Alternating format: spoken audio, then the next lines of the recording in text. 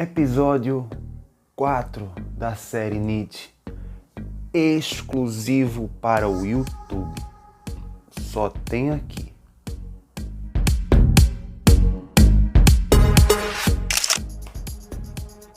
Pois é, esse será o episódio, talvez o mais longo, talvez não. Esse será o episódio mais espontâneo,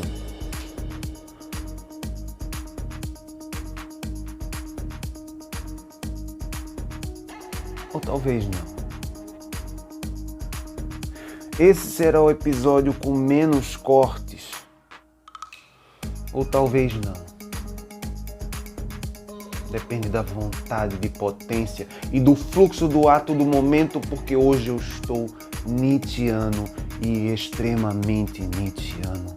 Eu estou no espírito de Nietzsche para dar aula sobre Nietzsche e falar da genealogia da moral, tanto quanto do eterno retorno e de Kant, porque tem uma coisa de Kant.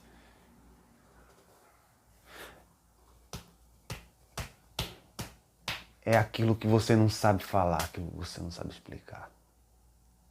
Eu sei e ao mesmo tempo, meus caros amigos, eu vou falar a partir de mim, portanto, a partir de mim, Carlos, eu, não Nietzsche.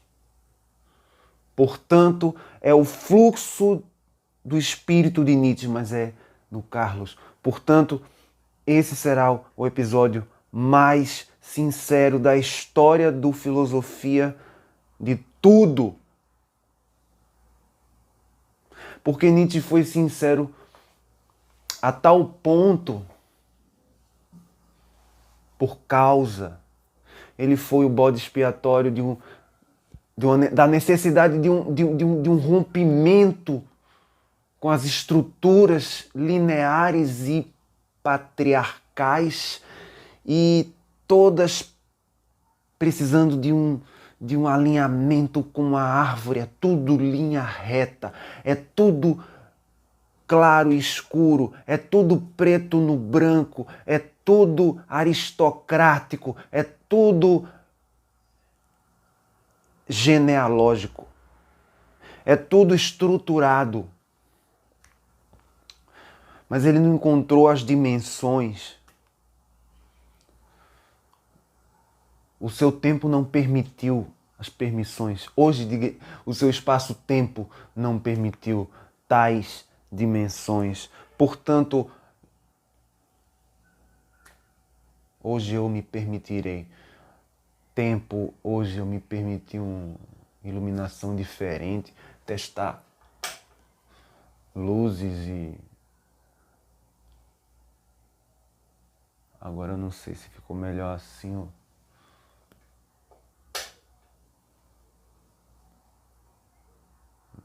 Ah, se fudeu, eu comecei do negócio do outro jeito, vai ficar essa luz assim mesmo.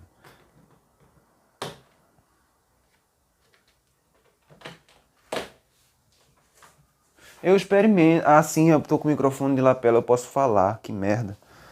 Eu posso falar. E eu vou fazer a aula, porque aula, não é aula, mas tem jeito de aula, parece aula. Eu sou um ator. Às vezes sou escritor. Por acaso tem esses livros aqui, e esses que estão aqui... Ah, eu tô no YouTube. Mas vou botar o link dos meus livros aqui embaixo para quem vem pro YouTube direto e não me conhece do Filosofia das Coisas. E do Filosofia de Tudo no Facebook.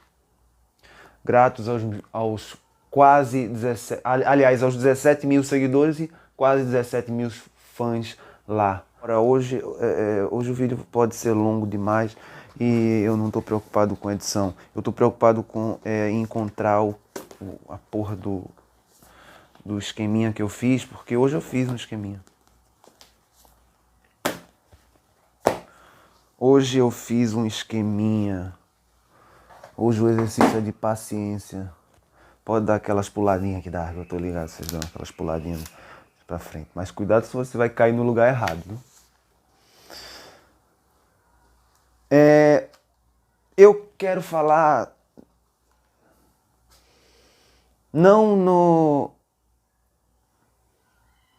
no que Nietzsche descreve sobre a aristocracia e sobre o modo aristocrático e sobre quem pode, quem pega e quem determina o que é certo e errado e o que é moral e imoral é quem pode.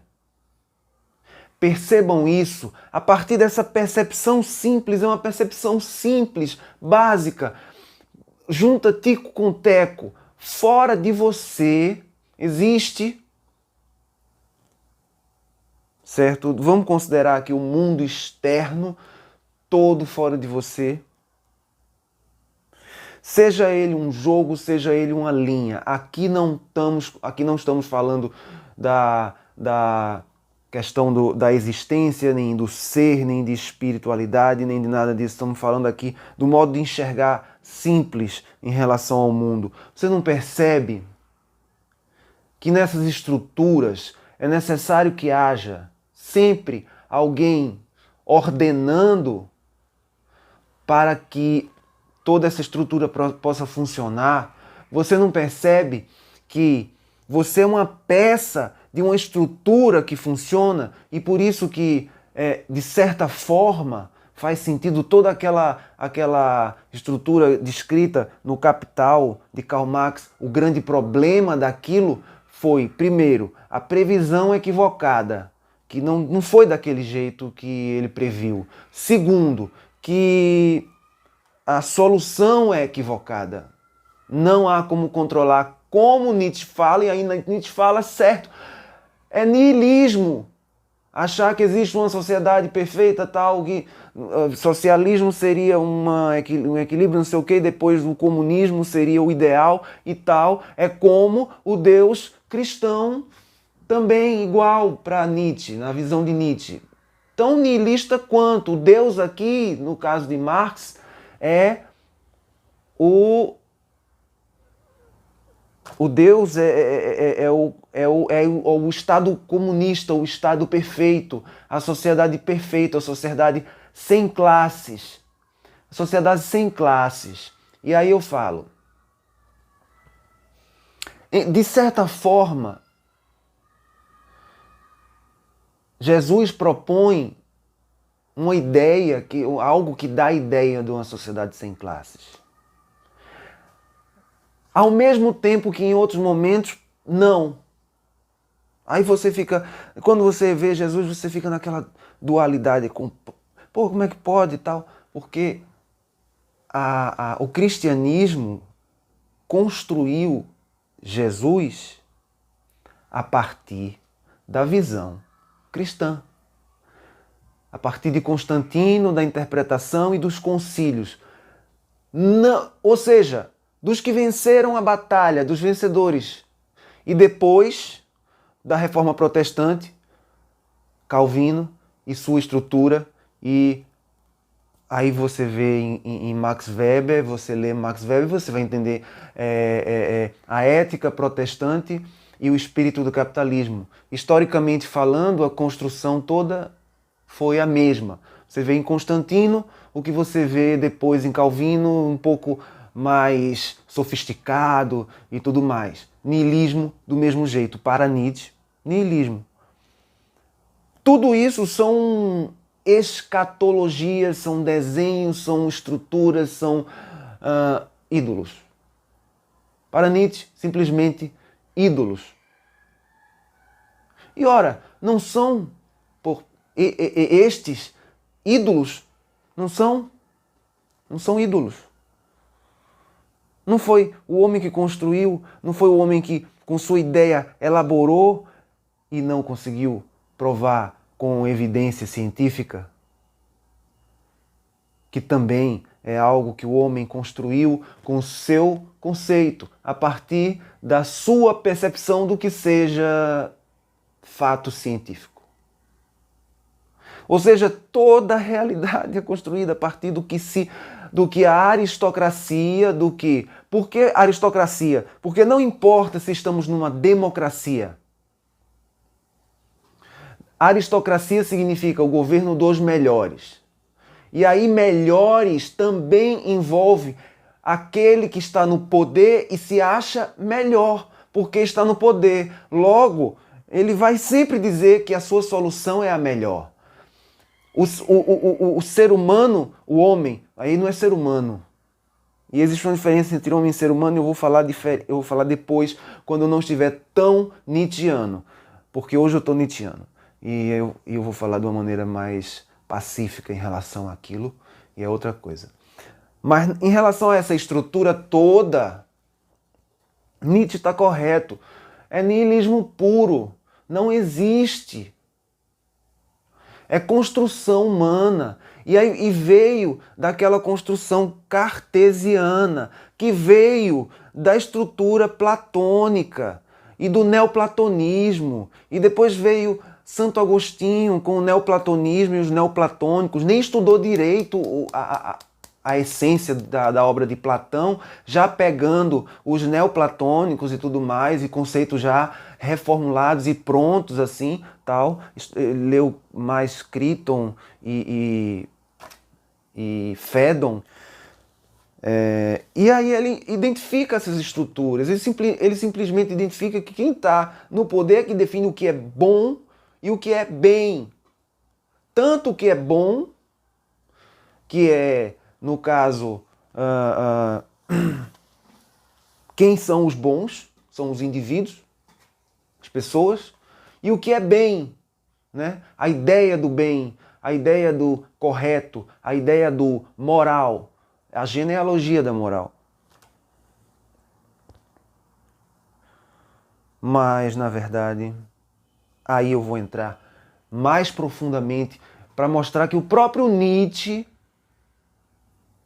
é nihilista e só há uma coisa, uma única coisa na qual se segurar para dizer: o nada não é, porque eu sou. E aí eu não sou em mim, e aí falta explicação. E a filosofia também não explica. Eu vi até hoje um negócio falando assim, separando filosofia da ciência. Eu achei muito fofo isso.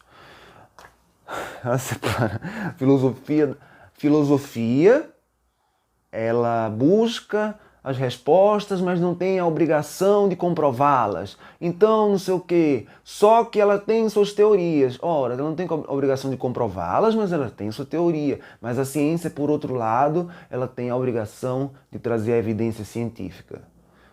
Mas, no fim das contas, ela usa de quê? Da filosofia. Da filosofia da ciência, que tem sua estrutura cartesiana, e fica presa a ela, e não sai dela, porque tem medo do outro, porque tem medo do ser humano, porque tem medo de si mesmo. Entende que toda estrutura que faz com que a pessoa queira manter estruturas e sistemas é se sentir seguro no sistema. Você se sente seguro no sistema. Você não quer se atrever ao inédito. Você não quer se atrever ao inédito, porque sempre o inédito é ameaçador. Mas por que o inédito é ameaçador? Porque alguém pôs a ideia de que o inédito é uma ameaça. Alguém pôs a ideia de que o inédito é uma ameaça. Porque o inédito, enfim, é inédito. Ninguém sabe se é bom ou se é ruim. E aí vamos aos sofismas, e eu tenho que falar nos sofismas, nas falácias, né? Porque não há nada melhor para tratar do niilismo como um todo, de uma forma geral, inclusive o niilismo do movimento cristão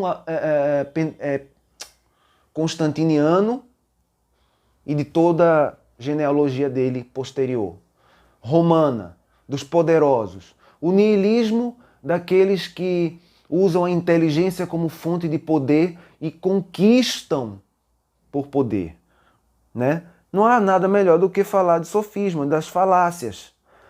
Schopenhauer, por exemplo, utilizou muito da falácia para ganhar nos argumentos. E tão somente nos argumentos, mas os atos não falavam nada.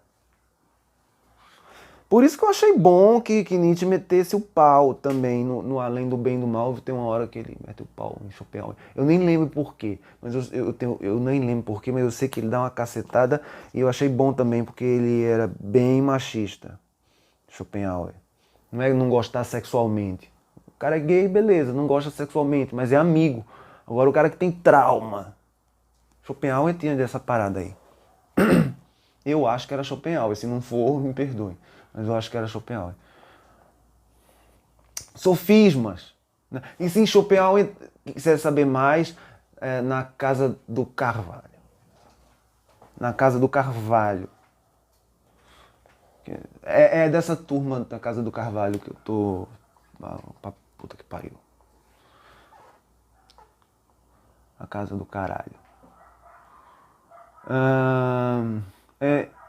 Falácias, né? Inversão do ônus da prova. A própria falácia da inversão do ônus da prova da inversão do ônus da prova é uma falácia.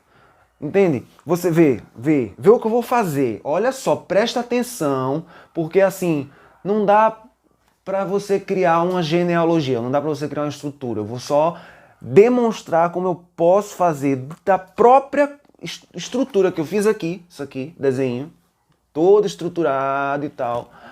Não vou mostrar muito para vocês não lerem. Esse desenho aqui, eu posso dizer, ele mesmo, se você concordar com ele, e ele ser um sofisma. Vamos lá. Falácia de inversão do ônus da prova. O que é isso? Você afirma alguma coisa. Se você afirma, você tem que provar aquilo que você afirma e não exigir. Por exemplo, eu digo, Deus existe. Aí outra pessoa diz, tá certo, prove-me. Não. Prove você que ele não existe. Isso se chama inversão do ônus da prova. Você está invertendo o ônus da prova, ou seja, você está propondo que Deus existe e o outro está dizendo a você, não, prove que Deus não existe. Prove que Deus não existe. Você que crê em Deus é que tem que Deus existe. É diferente de crer em Deus. Depois eu explico por quê. Crer que Deus existe, você tem que provar que Deus existe, não a pessoa provar que ele não existe, porque não é possível provar uma inexistência, só é possível provar uma existência. Provar significa demonstrar empiricamente. E aí o racionalismo vai negar isso. E o próprio racionalismo, que admite a matemática, por exemplo, é usado pelo método científico. Ora, meu caro, então a própria inversão do ônus da prova é uma falácia. Porque tanto eu posso dizer assim para você, por exemplo, Deus existe. Beleza, eu digo, Deus existe. Tá, me prove que Deus existe. Eu digo, não preciso provar. Onde está o ônus da prova agora? A pessoa chega e nega. Aí a pessoa que nega afirma. Quem afirma também tem que ter o ônus da prova de negar. Ou seja, quando a ação... Ou seja, não importa se Deus existe ou se não existe. Você está entendendo que o que faz com que haja inversão ou não do ônus da prova é quem está provocando, não é... Vê, o que eu quero explicar aqui, que isso é uma falácia, a própria inversão do ônus da prova é uma falácia, é que não importa o tema, importa quem é que provocou primeiro. Se um provocou, ele tem o ônus da prova. Só isso. Bem, tá, mas o que é que prova que isso tem um ônus, que ele tem que ter o ônus da prova? Quem prova quem provocou primeiro? Porque quem veio antes desse primeiro para provocar para que esse primeiro provocasse o segundo? Antes dele, o que foi que ocorreu para que ele fizesse essa provocação? Ninguém pensa, porque todo mundo só pensa a partir daquele momento da provocação. Todo mundo busca a singularidade no ponto zero, ou seja, daqui até aqui. Por isso que todo mundo fica na paranoia da ciência linear. Porque sempre tem um começo e um fim. Então ele começou. Mas antes dele, quem começou? Por exemplo, uma criança, quando dá numa outra, né? Ele começou, mas quem começou antes dele? O pai. Pronto, o Chaves tem muito desse filosófico, dessa ideia filosófica, e é bom para quem sabe espanhol assistir em espanhol, porque as piadas ficam muito melhores. O SBT traduziu muito mal, não sei se foi o SBT ou foi outra coisa que fez a tradução. Eu sei que a tradução não é a essência da piada, não traz a essência da piada. O que é que diz a verdade, então, nessa loucura toda? Perguntas que eu acho importante de fazer. Aí eu volto para Sócrates. Bom, a humildade de fazer perguntas. Porque a questão não é ser bom ou mal, porque isso pode ser relativizado. A questão não é ser certo ou errado, porque isso pode ser relativizado. A questão é ser sincero ou mentiroso. Ser sincero vai me trazer potência. Essa potência que Nietzsche fala, que ele não alcançou porque não encontrou uma chave interpretativa, uma chave hermenêutica talvez. Ou talvez tenha encontrado na loucura, no mergulho. Pode ser, na viagem dele. Como é que tu sabe? Tu tá fora da matrix dele. Sacou qual é? Tu tá fora da minha matrix. Eu posso estar infeliz por dentro e feliz por fora. E eu posso estar infeliz por fora e feliz por dentro. Na verdade, eu não devo satisfações. O importante é meu estado. Agora, quem conhece o estado psicológico de uma pessoa, ao olhar nos olhos, sabe se ela está pacificada ou não. Conhece no simples olhar. E isso não tem filosofia que explique. Por isso que eu digo, a filosofia, ela não pode ser definida. Ela pode ser desenvolvida, ela pode andar no caminho na linearidade, mas ela vai ser sempre multidimensional. E a linearidade histórica, o grande problema, e aí foi onde Nietzsche errou. Assim, não é onde ele errou. O problema de Nietzsche foi que ele nasceu no tempo errado. Quer dizer, nasceu no tempo certo porque foi o certo. Errado, entenda. Vamos ser relativistas no momento certo, exato, alinhado de ser relativista, né? Com as palavras. Porque assim, ele foi o extremo do relativismo com as palavras, com os termos, com a essência, com os símbolos. E outros são o extremo com o idealismo, com a ideia, com o mundo dos sonhos, com o mundo inteligível, que não é o mundo sensível. E o caminho do meio é o equilíbrio.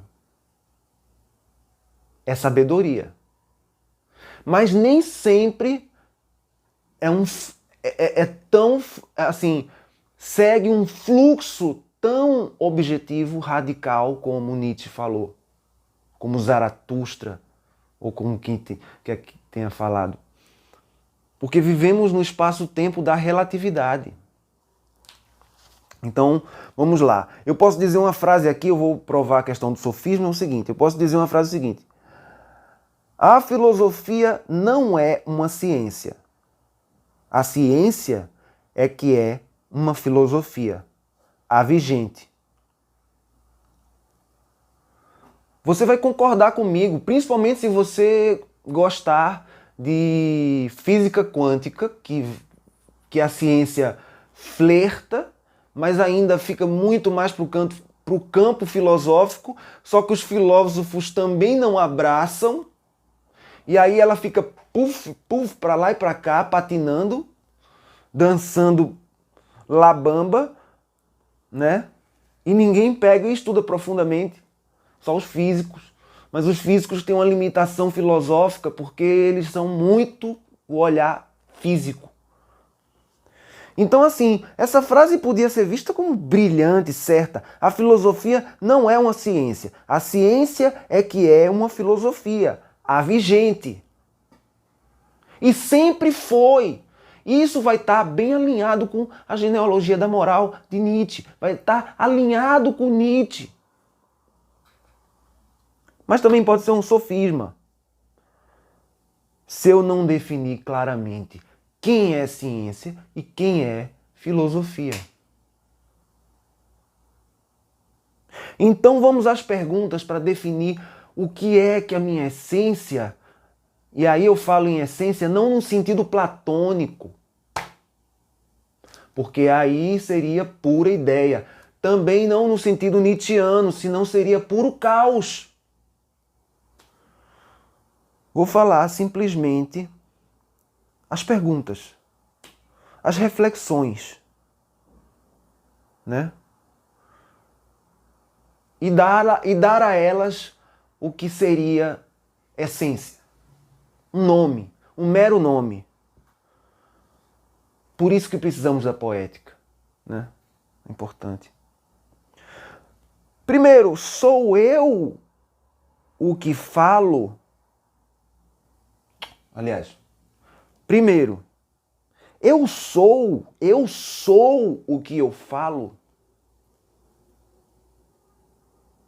Aí a sinceridade pura, é o puro fluxo verdadeiro. Eu sou o que eu falo? Eu cumpro o que eu digo? Eu abro mão de estar certo quando percebo que não estou? Porque mesmo sendo relativo o conceito de certo e errado, tem hora que a gente sente a pressão, se sente acuado. Feriu alguém.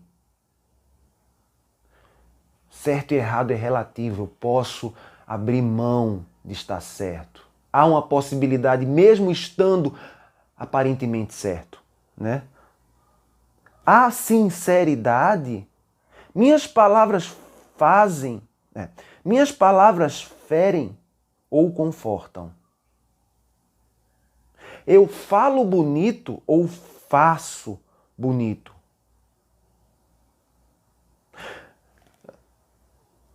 Né? Eu fiz outra frase aqui também. Todo filósofo atual diz que é nietzschiano, mas não passa de um cartesiano rebelde, revoltadinho. Revoltadinho sem causa. Só querendo briga. E imitando a aula de outros. É uma coisa... Ser nietzschiano é não ser nietzschiano. É não ser neísta. É seguir adiante. Múltiplas dimensões. Filosofia é um desabrochar que exige poesia também. Exige... E ao mesmo tempo não exige nada. Não exige nada. Na verdade, a vida é sobre não exigir nada. A vida é apenas sobre viver, ser. E só. Um beijo. E falou.